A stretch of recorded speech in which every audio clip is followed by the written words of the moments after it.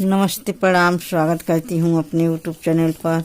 आप सभी लोग के सामने एक मंडप गारी गीत सुनाने जा रही हूँ। आप लोग सुनिएगा और कमेंट बॉक्स में बताइएगा गीत कैसा लगा। सुनीला की भसुर साहेब बड़ा दिलदार जी, सुनीला की भसुर साले बड़ा दिलदार जी। भसुर जी का तीन बहनिया तीनों छिनार जी, भसुर जी के तीन बहनिया तीनों छिनार जी।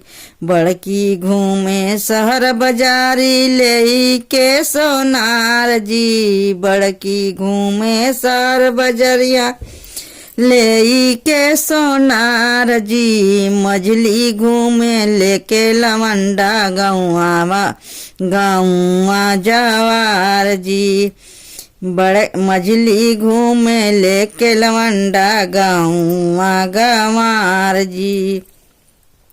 छोटकी लेके बूढ़ा हो गई फरार जी, छोटकी लेके बूढ़ावा के हो गई फरार जी। भसुर जी के तीन बहनिया तीनों छिनार जी, भसुर जी के तीन बहनिया तीनों छिनार जी।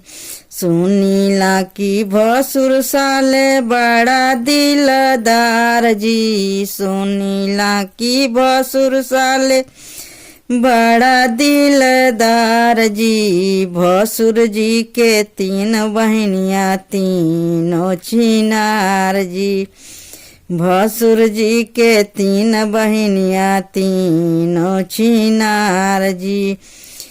बड़की पहले सोना चांदी मझली कटावे गाल जी, बड़की पहने सोना चांदी मझली कटावे गाल जी। छोटकी लेके घंटी हिलावे बूढ़ावा के साथ जी, छोटकी लेके घंटी हिलावे बूढ़ावा के साथ जी।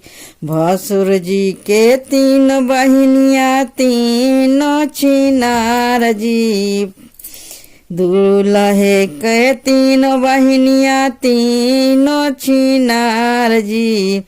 सुनीला की भसुर साहेब बड़ा दिलदार जी, सुनीला की भसुर साले बड़ा दिलदार जी।